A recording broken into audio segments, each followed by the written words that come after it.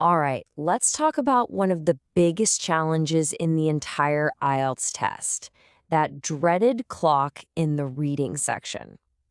If you've ever found yourself running out of time, feeling that panic set in, then stick around because this is for you. And this is the very first thing you have to get into your head.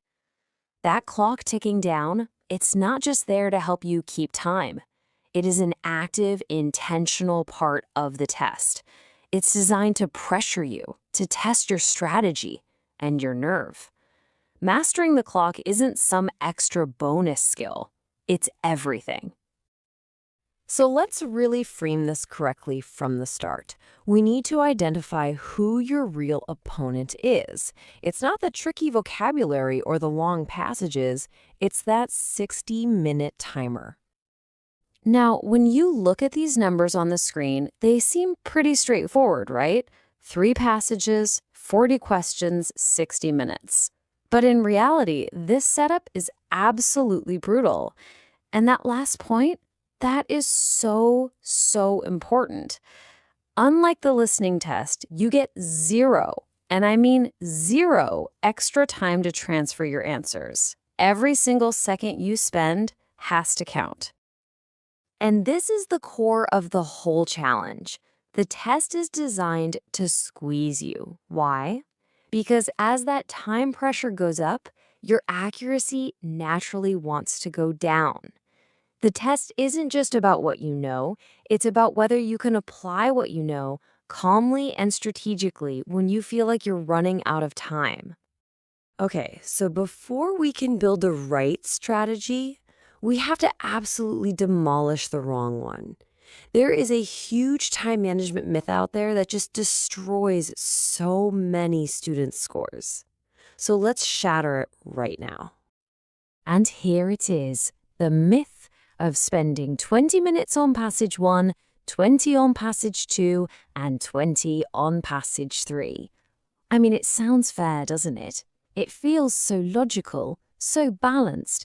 But believe me, it is completely wrong, and it is costing people precious marks. So why is it so wrong? Well, the reality of the test is right here. The passages get harder as you go. Passage 1 is the easiest. Passage 3 is the hardest. But, and this is the kicker, every single question is worth the exact same amount of points.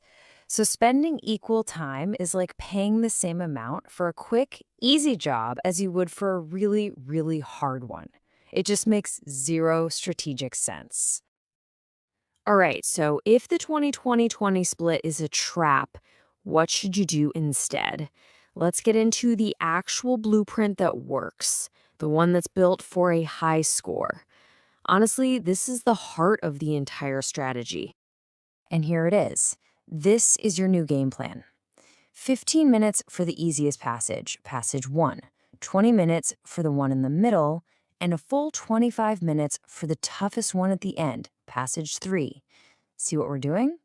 We're allocating our time based on difficulty. This lets you bank those easy points fast and save up your brain power for the final boss. And let's be totally clear about this. This isn't just a helpful hint or a nice suggestion. You need to think of this as your survival strategy. This is the non-negotiable framework for managing your most valuable resource in that exam room, your time.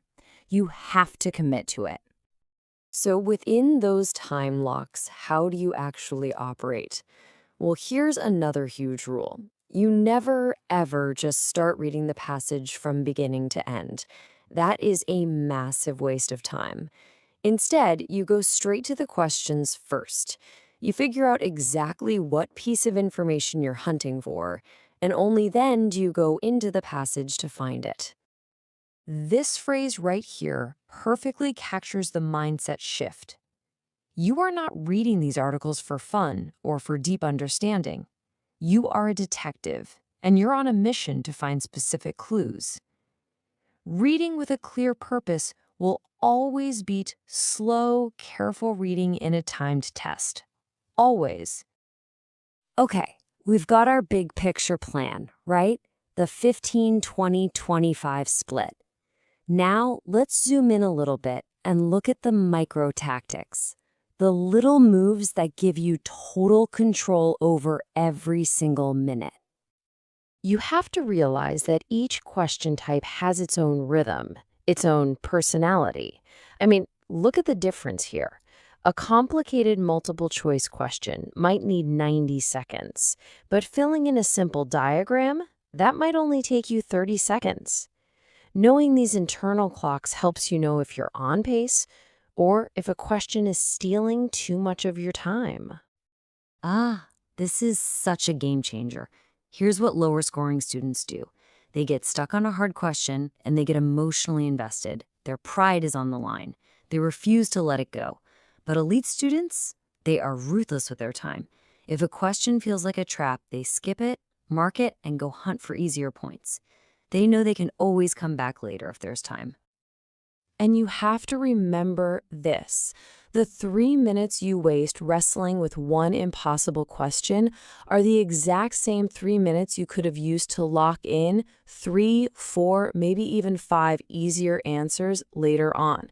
The math is just undeniable. Don't let one stubborn question sabotage your score.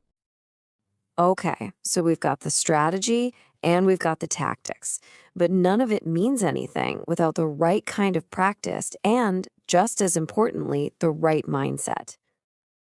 We have all been here. You get to passage 3, the text is dense, the questions are confusing, and that little voice of panic starts to whisper in your ear, "This is too hard. I'm failing." And that feeling is so real and so dangerous because it can make you doubt yourself completely. But here is the truth that you need to burn into your brain. It is supposed to be hard. It's designed that way. Even the people who get band 9 scores don't feel comfortable in passage 3. When you go in expecting it to be difficult, you can face it with a calm strategy instead of sheer panic. Hard doesn't mean you're failing. It means you're at the final level.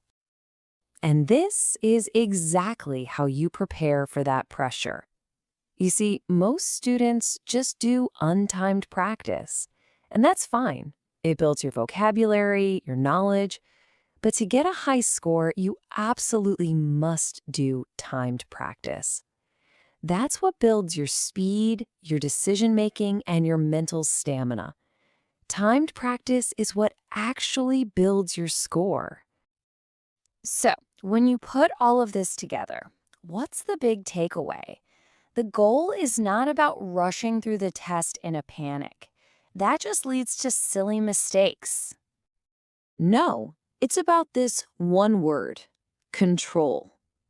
It's about having a plan, knowing your pace, and making smart strategic choices from the very first minute to the very last. And once you truly master this, the entire feel of the test changes. When you control the clock, the reading section isn't chasing you anymore. You're the one leading the way. So I'll leave you with this one final thought to guide your preparation from here on out. Ask yourself this, and be honest. Are you just practicing answering questions? Or are you actually practicing the art of scoring under pressure? The answer to that question is going to define your success.